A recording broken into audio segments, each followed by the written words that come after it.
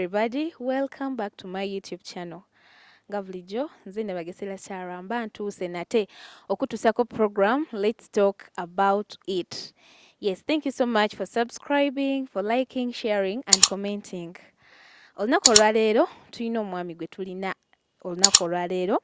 Omwami ono tumumanyi bulungi nnyo, abasinga tumumanyi nga Dr.Bosa. Tuli naye olunaku olwaleero. Yes, agenda kubanga atubuuzaako, tugenda kunyumyako naye, tubeeko bye tweyongera okumutegeerako. I hope my friend over there, you're really ready to hear from him. You have a lot of questions to him, so just settle. Tulabike nga tunyumyamu n'omwami ono. Sanyise okulabako ssebo. Kale nnyo. Nange wentyo nsanyuse okubeerako ku YouTube channel yo. Sarah Nabagesera. Yeah, I had a chance to watch. Nengamba nti omuntu ono kyakola gye kiri. So I'm very happy. Wow, thank you so much. And I also thank you so much for accepting to be hosted. It's really a privilege. It's really a pleasure. Thank you so much. Always. Yeah. So, who is Dr. Bosa? That question sometimes becomes a little bit tricky. Okusobola oku-explainingira abantu n'okubagirayo ekifaananyi ekya who Dr. Bosa is. But in a nutshell, Dr. Bosa amannya amatuufu ye Rotarian Sam Bagenda.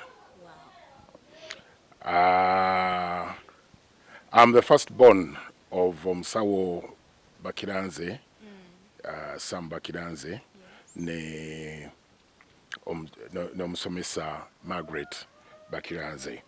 So, bwe banzaala, bantuuma amannya mangi. Samuel William Mugabi Bagenda Musoke.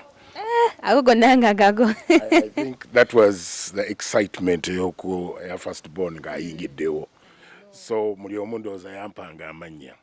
Naye during my school time nakozesa nnyo Sam Bagenda. So nendyoka ntambula with Sam Bagenda up to university. Naye bwe nayingira ate mu kisaawe kya art erinnya Dr. Bosa neryoka liyingirawo. Awo wembadde nzija wennyini nga twebuuza. Ffe kyo tumanyi oli professional doctor nti munaye Dr. Bosa. Era ensi yonna emanyi Dr. Bosa ng'abantu beebuuza. Is he real a professional doctor? No, not at all. I'm not a professional doctor. But olwokuba nti nakulira because nakulira ndowooza kyajja kingoberera. Because nakulira mu Doctor's Village because my muzeeyi yali musawo e Mulago. So netukulira mu Doctor's Village in the quarters ez'abasawo. Of course twakula tumanyi nga batuwa amalagala nga tumanyi nga tukula mu environment eyo. But I can't say that is why I'm called Dr. Bosa. Dr. Bosa twatandika series ezakwata abantu ombabiro for a long time. Zebayitanga That's Life Mwattu. That's Life Mwattu. Yes, wow. It was, there were series which were running on UTV way back in 1993 or something like that. Nezikwata nnyo abantu ombabiro. And I was acting as Dr. Bosa. Kati Dr. Bosa n'akwata abantu ombabiro. They actually forgot my real names and they started calling me Dr. Bosa. Oh, that's where the name comes from. Where it originates. That's where Wow. my names originate. Wow. So, Dr. Bosa. Yes. So kati mukwano gwange gwabaddeyo ng'agamba kyaka doctor nja kulwala lumu ngende and treating and no dear. Just the name came as you've had. No, but it doesn't matter. If you're a lady, yes. I'm a gynecologist, as in Dr. Bosa. So you can drop by. I can do some gyne practice on you. You heard. He's treating only ladies. So if you're there and you're a lady, he's here, he's a doctor. But for gentlemen, please, first pause for a moment. All right. What does it take to become Dr. Bosa? This I usually when I'm mentoring the youths, Gentelo Kozesa, I've got an iconic formula. Gita, some Bagenda's iconic formula. Enyambye n'empisa mu bingi okusobola okutuuka kuwa Dr.Bosa Kalenga bwe buli. And I call it the 5 P's. Yeah, the formula is called the 5 P's. What are the 5 P's? The first one is prayer.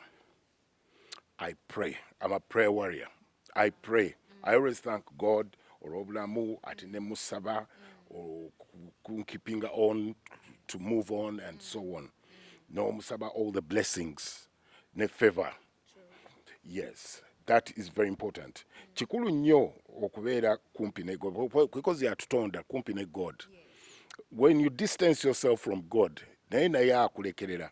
But when you pray,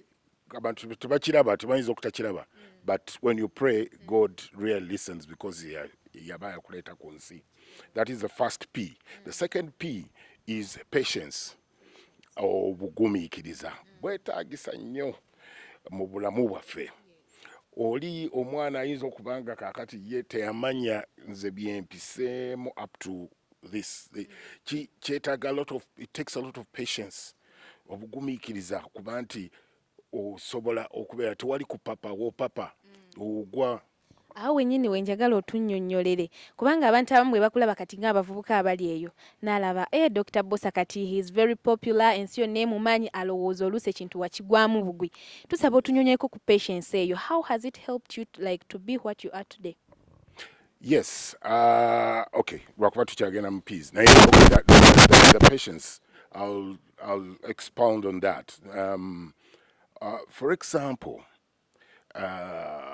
when I joined when I yingira mu art, no, when namala university, banga ku university nakola ebintu biri different, nakola BCom, and I ended up in art. Kati when namala, na you know deciding whether I should go on, become an accountant or take up this the talent bit and become an artist.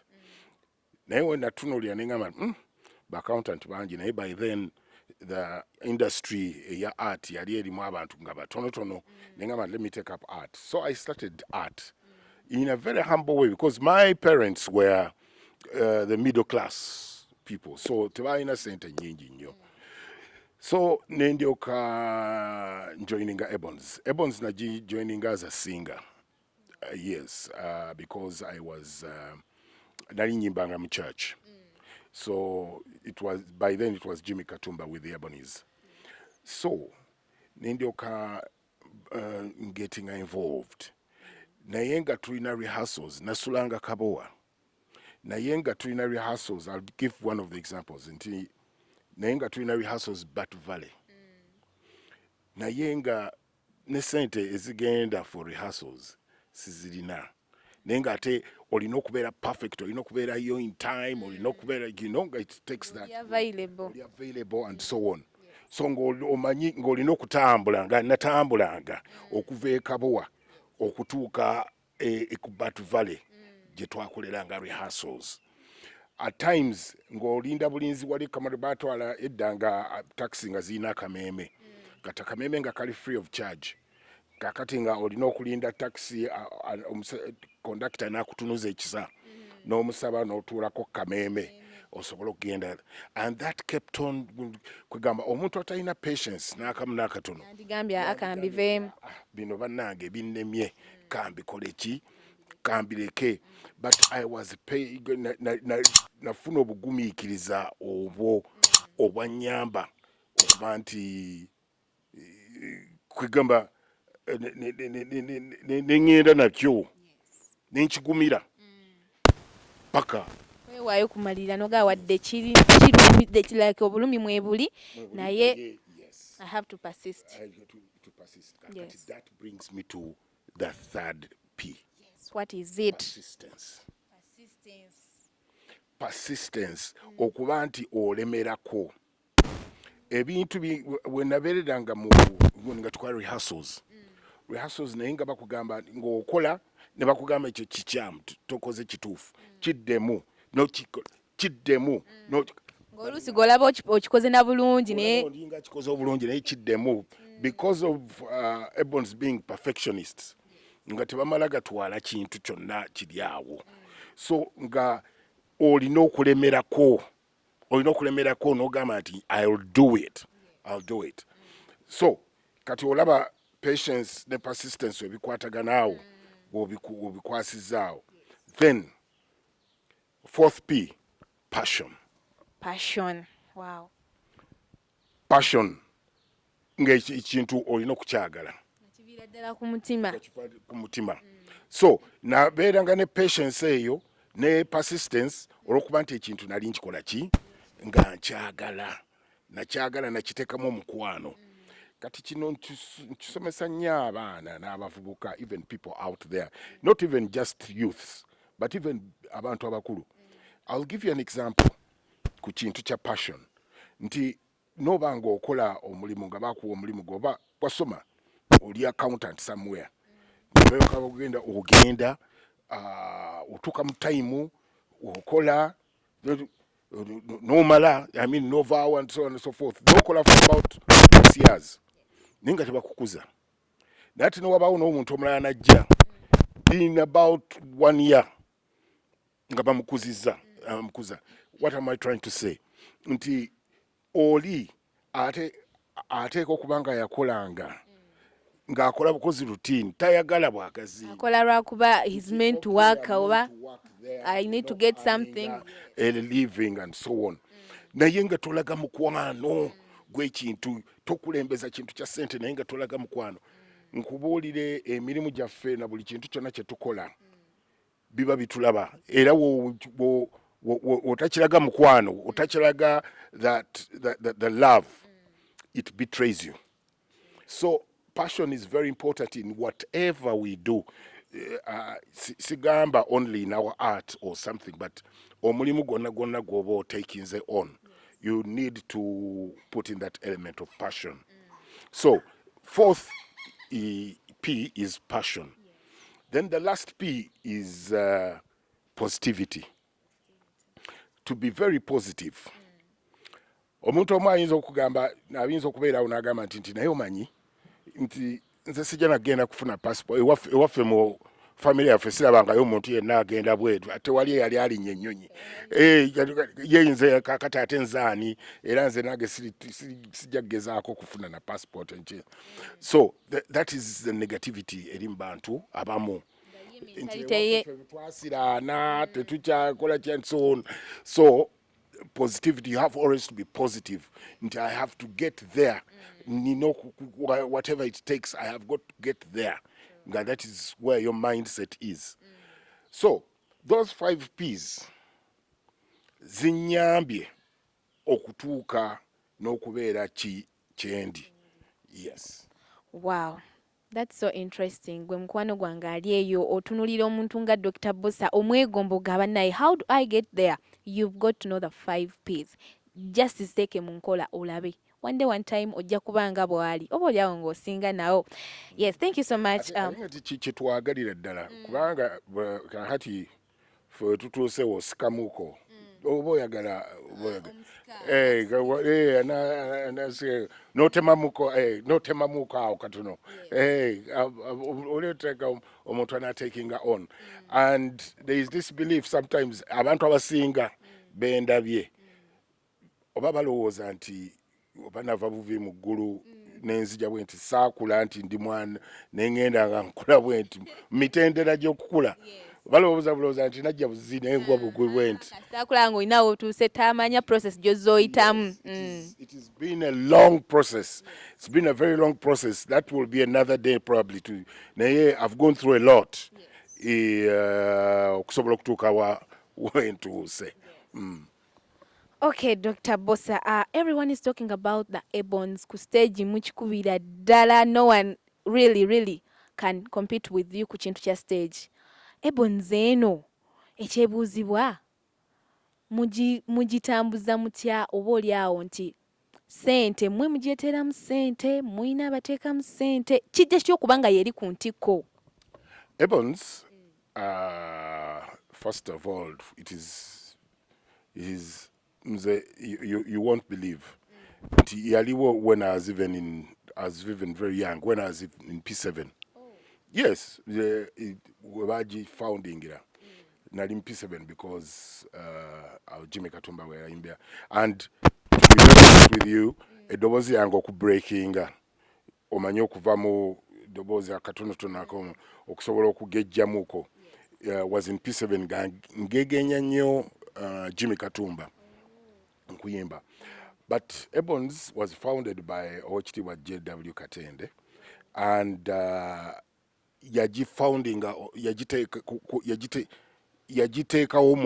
yagiwa omusingi omulungi right from the word go. Foundation yali nnungi nga ngumu, n'engeri gyetambulamu even up to date, n'ebintu byonna ne class ne deliverance y'ebintu byayo kwegamba omutindo gubadde gugendera gutambulirawo. Yes, so nga tewali kucompromisinga anything. So ekyo kyokka kyateeka Ebonies, kyawa Ebonies amaanyi. And here he is, he's a lawyer, but ayagala nnyo akola nebyagundi. This is his talent. Naye he puts in his all. Atademu kwegamba buli kintu kyonna, sente, wandiika n'akola ki, he's very talented. He's a very talented man. So ekyo kyokka Owekitiibwa kyamuyamba okuteeka Ebonies ku mutindo guno gweriko.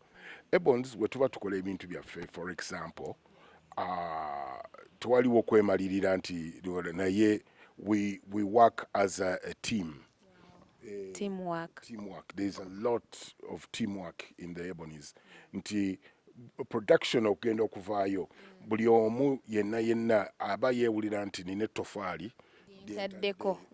Production eno newebeera ngeri successful, kwegamba obeera musanyufu n'oweewulira nti nina ettofaali. So that has kept us together, that has kept us as a family, nga tuli wamu.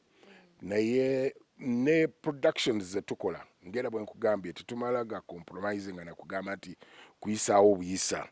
We don't look at sente. Naye we are looking at the quality of the thing we are going to present. Tulowooza era bwe tubanga tumaze production tugamba nti we need to put in an ekyo bakiyita ekintu ekirina staying power, ekisobola okuba nti kisustaining a production, abantu ne bagyagala ne bakeepinga on nga bagyagala nga teddirira. Yes, teddirira. So ingredients ezo buli production tuba tulina okumakinga sure nti tuziteekamu. It is not kubirira kintu then netyoka tugamba nti tuteekeko. So I think that has helped us go on, move on. But the fact that we live as a family kituyambye nnyo kutuputting together as Ebonies. Yes. So meaning that abantu abaliyo, they are not just working kufuna sente, but it's a real family. Exactly. Wow, that's so interesting. How do you benefit from the Ebonies? You as you go gambo nti okusinziira ku kino kyendi, has really Ebonies contributed much ku kiki oli olunaku olwaleero? I must say 105%. 105%. Kubanga simanyi wentandikira. Ekisooka, the immediate one. It has given me friends like you now. Yes. You being my friend. Yes. Yes, that is one. I've got so many friends, abantu, nationally and internationally. I've been recognized by so many people here in our country, right from the head of state up to everyone. Kugamba chimpade recognition more society. Nyo. I've traveled so many countries because of the Ebonies.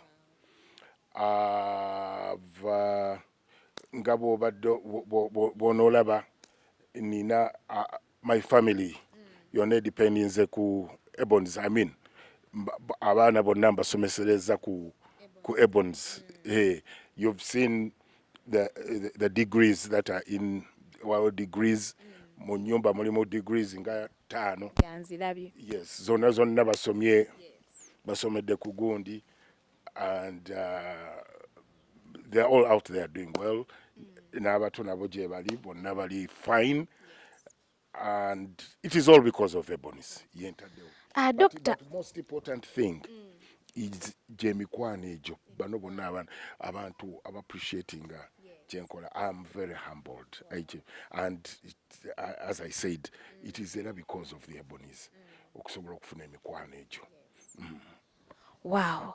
Kakati kyetwebuuza waliwo akantu k'oyogeddeko n'ogamba nti family yo abaana bo they've all depended on the Ebonies. Twebuuza, how do you manage that too, like having time for acting and then having time for your family? Do you really get time for your family? Yeah, kakati ekyo kisinziira as artists. Kizibu nnyo okusinziira ku mirimu gyaffe. Kizibu nnyo okufuna time for your family. But Katonda abakwatiddeko ng'ate obadde ne mindset ennungi. You can create time. I've schools zembaddemu abaana abo ze basomeramu ze basomeramu abalala. I've had teachers never gone bagamba nti naye gwe oba oli artist wankola ki? You make sure, because nze etteeka abaana balimanyi. Etteeka nina first day of the school in most cases nokugamba nti wendi okulaba omwana wagenda okutuula. Nze sikkiriza kutuula mabega abaana bonna, sikkiriza kutuula mabega, batuuza mu maaso. End of term, nayo making sure nti I interact with the teachers, making sure okulaba nti tukola tutya and so on. So they've always been telling me, nobody artist wankola ki, but artists banno tebatera nnyo kubeera involved. Anti nange nkyebuuza engeri ogenda otya ku ssomero oli serebu oluusi ekyo ebya serebu mbiteeka ku mabbali. I remember one of my gundi, of course it's happening in different schools, but I remember one time nali nabi Magunga, era one of my daughters twalina Magunga, kati nendyoka ngenda ku ssomero, yali visitation, essomero neritabuka. Then kati obwana nagamba nti daddy, I don't like this guy, naye feeling so gundi. Nemugamba nti no, they'll get used, you don't mind. It was first time gatuli mugondi ali boarding. So I know that has been there.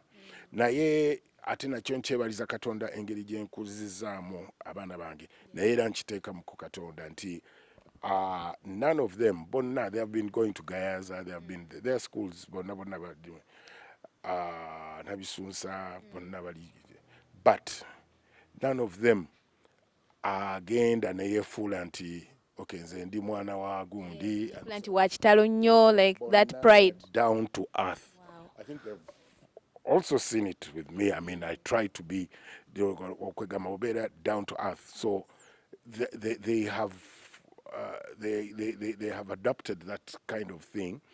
Nekibanga tebegulumiza. I think they are taking that very good example from you. Kubanga banai, you're kind of a person who is really down to earth. Era nga omuntu ne wakusanga ayinza obutakikiriza. You people, this man is really down to earth. Ekyo kinyambye nnyo. Abaana oluusi bagenda ne batandika okubagamba ne ku ssomero, that's Dr. Bosa's gundi, Dr. Bosa's, but then they're easy. They take it easy. And I've never had a report oba ku ssomero nga bagamba nti omwana oba yabadde yeefuula bw'ati oba yeekoze bw'ati and so on. Ate nga bo ate ekiyamba nti bandisobodde kubanga ne ba teachers bwe baba handlinga naga nti no mwana wa Dr. Bosa kibi and so on and so forth bandisobodde okuba nti kyekyo but ekyo kyonkyebaliza Katonda.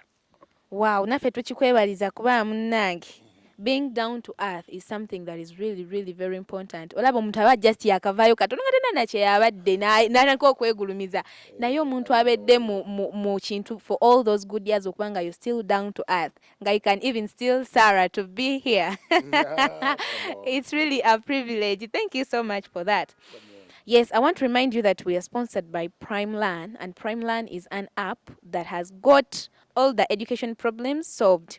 All you need to do, genda ku Google Play Store, download PrimeLearn app, such that abaana bo, mikwano gyo, and everyone around you asobola okusomera wonna wali. So kati oyogeddeko ku nsonga y'abaana. Do you mind if you tell us more about your children? Well, in terms of number, in terms of